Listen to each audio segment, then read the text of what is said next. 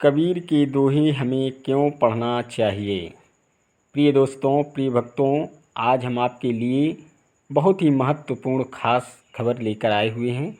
Video की last date तक ज़रूर बने रहिएगा ताकि आपको सारी जानकारी समझ में मिल सके। कबीर के दोहे हमारे जीवन में क्यों पढ़ना चाहिए, क्यों उपयोगी हैं, अर्थ सहित हिंदी में हमें क्यों पढ़ना चाहिए। कबीर के दोहे हिंदी साहित्य की एक अमूल्य निधि है।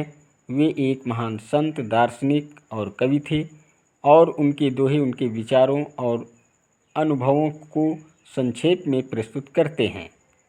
कबीर के दोहे अर्थ सहित पढ़ने के कई फायदे हैं। कबीर के दोहों के गहन अर्थ को समझने में मदद मिलती है।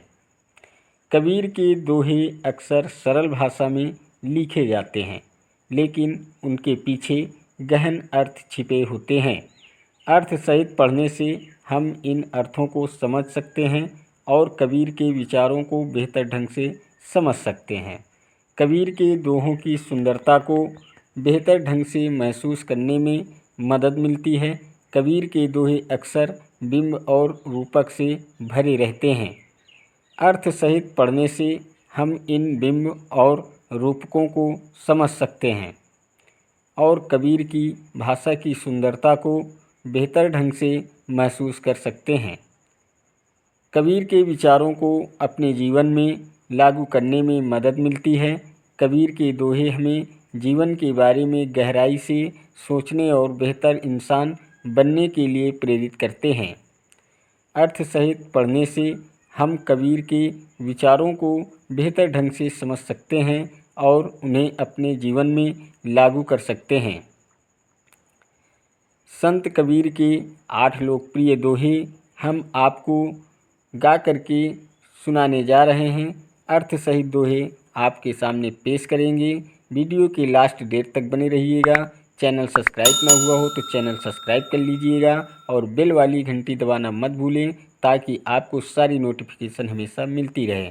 गुरु गोविंद दोऊ खड़े काके लागों पाँव, बलिहारी गुरु आपने गोविंद दियो बताए।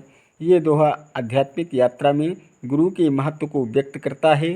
गुरु ही है जो हमें ईश्वर तक पहुंचाने का मार्ग दिखाते हैं और उनके बिना हम इस संसार में खो जाएंगे। इसलिए यह उचित ही है कि हम भगवान को प्रणाम करने से पहले अपने गुरु को प्रणाम करें। ये दोहा हमें ये भी याद दिलाता है कि गुरु भगवान से अलग नहीं है। वास्तव में गुरु भगवान का स्वरूप है और वे दोनों हमारी आध्यात्मिक यात्रा में मदद करने के लिए मिलकर काम कर रहे हैं। इसलिए अपने गुरु को प्रणाम करके हम भगवान को भी प्रणाम कर रहे हैं। ये दोहा आध्यात्मिक यात्रा में गुरु के महत्व का एक सुंदर अनुस्मारक है। यह एक अनुस्मारक है कि हमें भगवान का रास्ता दिखाने के लिए अपने गुरुओं का आभारी होना चाहिए और अगर ईश्वर और गुरु दोनों एक साथ खड़े हों तो सबसे पहले हमें हमेशा ईश्वर को नमन करना चाहिए। अब बुरा जो देखन मैं चला,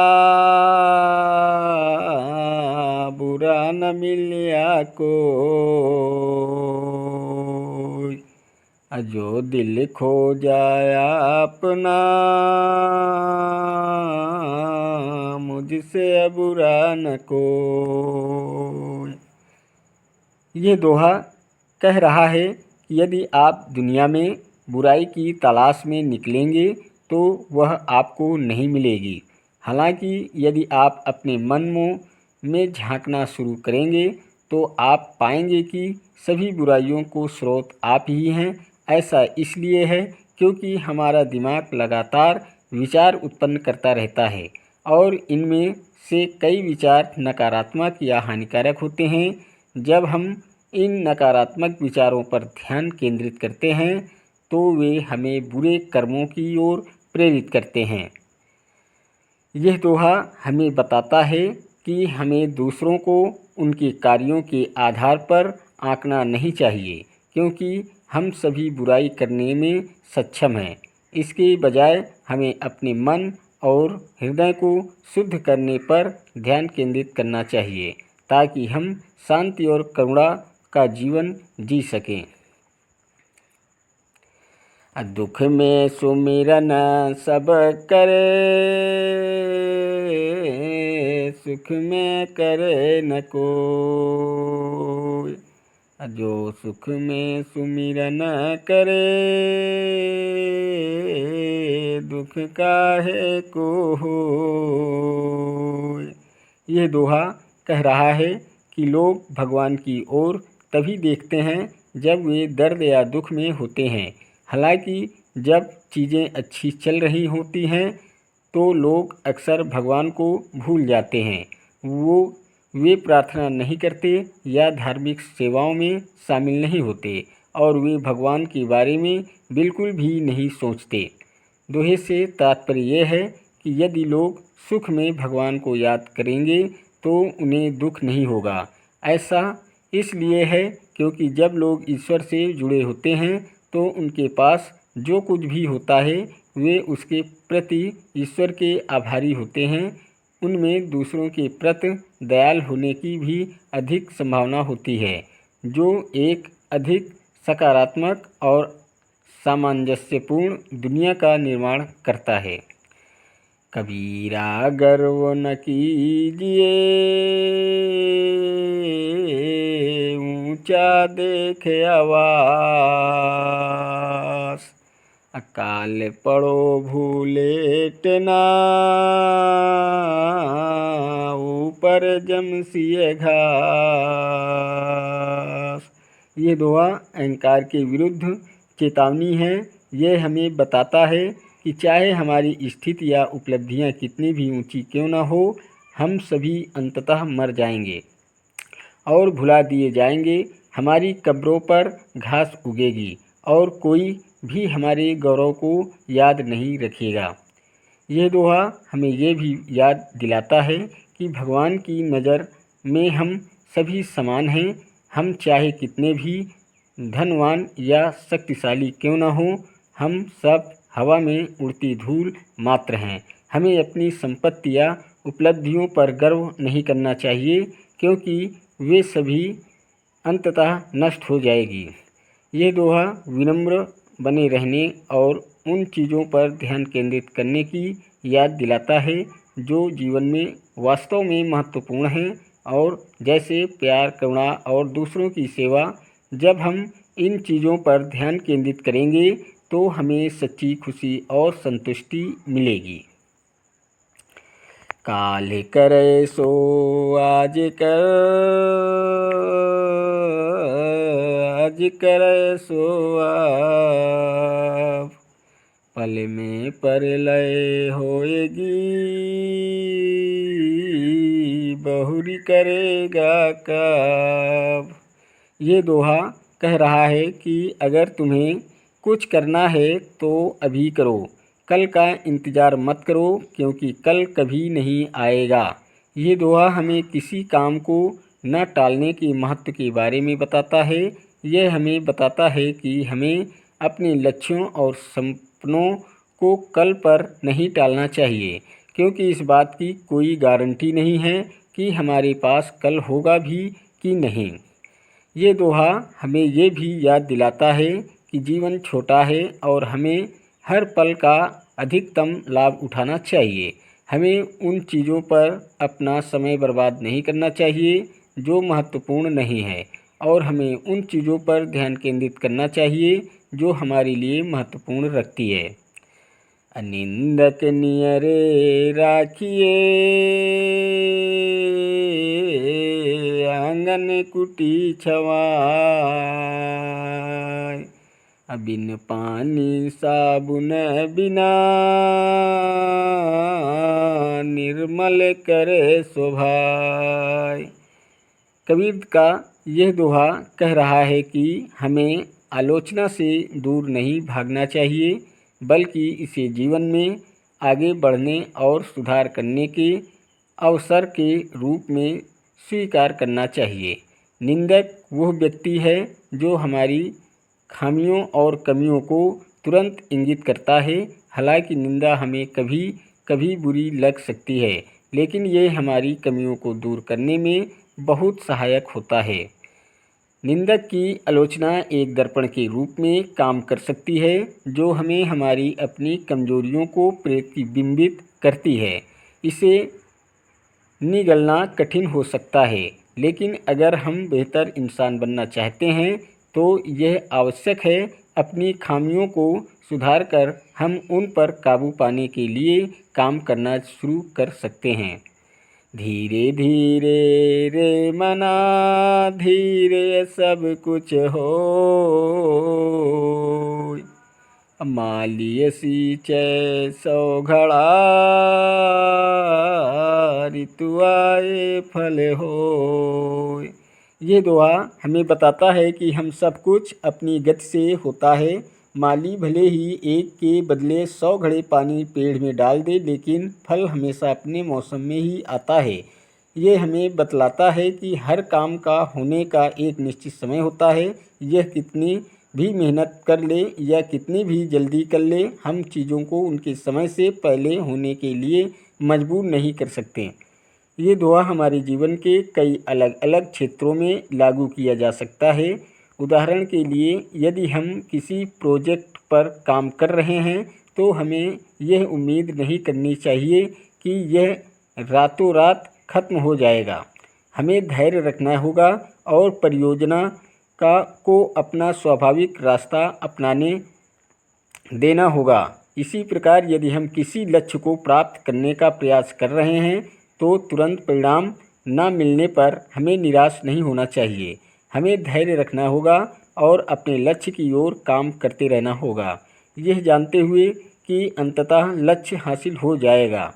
ये दोहा हमें स्वीकृति का महत्व भी सिखाता है। हमें यह स्वीकार करना होगा कि चीज़ें अपनी गति से होती हैं और हम हर चीज़ को नियंत्रित नहीं कर सकते। यदि हम इसे स्वीकार करना सीख सकें तो हम चीज़ें हमारे अनुसार नहीं होगी, तो हमारे तनावग्रस्त या निराश होने की संभावना कम होगी। कबीरा खड़ा बाजार में, मांगे सबकी खैर,